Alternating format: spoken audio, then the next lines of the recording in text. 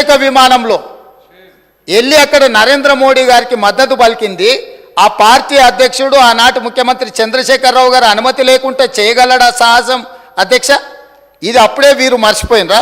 అదేవిధంగా నోట్ల రద్దు ఈ దేశంలో ఉండే చిరు వ్యాపారుల యొక్క జీవితాలతో చెలగాటమాడింది. నోట్ల రద్దు చేసినప్పుడు కాంగ్రెస్ పార్టీ సంపూర్ణంగా తప్పుపడితే 2016 డిసెంబర్ 16 నాడు నోట్ల రద్దును స్వాగతిస్తున్నట్టు ఇదే అసెంబ్లీలో చంద్రశేఖరరావు గారు తీర్మానాన్ని ప్రవేశపెట్టి ఇది అద్భుతం, ఈ నోట్ల రద్దుతోటి దేశంలో సమూలమైన మార్పులు తీసుకొస్తాయి. ఆ రోజు వారు ఏమన్నారు? ఇంకా ఈ నోట్ల రద్దుతోటి పూర్తిగా మార్పులు జరుగుతాయి. ఎప్పటి నుంచో నేను ఇట్లాంటి గొప్ప గొప్ప మార్పులు తీసుకురావాలనుకుంటున్నా.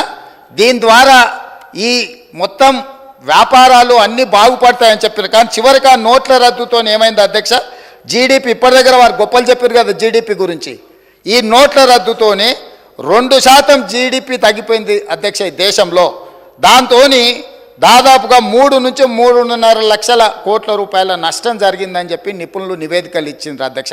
ఆ నోట్ల రద్దుకు మద్దతు పలికిందే వీళ్ళు అధ్యక్ష. ఇదే సభలో తీర్మానం చేసి గొప్ప నిర్ణయం అని పొగడ్తలతో ముంచెత్తిండ్రు అధ్యక్ష.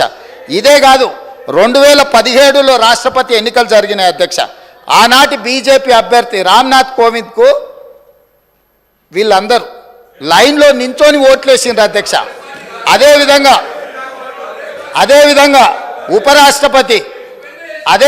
ఉపరాష్ట్రపతి ఎన్నికలలో వెంకయ్యనాయుడు గారికి అండగా నిలబడి ఓట్లేసి బీజేపీకి లైన్లో నించొని ఓట్లేసింది వీళ్ళే అధ్యక్ష. అంటే ఎన్నికల్లో కూడా బీజేపీకి అనుకూలంగా ఓట్లేసి ఈరోజు ఆనాటి నుంచి ఈనాటి వరకు మేము పోరాటాలు చేస్తున్నాం అని చెప్పి సభ ద్వారా ప్రజల్ని తప్పుదోవ పట్టించే ప్రయత్నం చేస్తున్నారు అధ్యక్ష.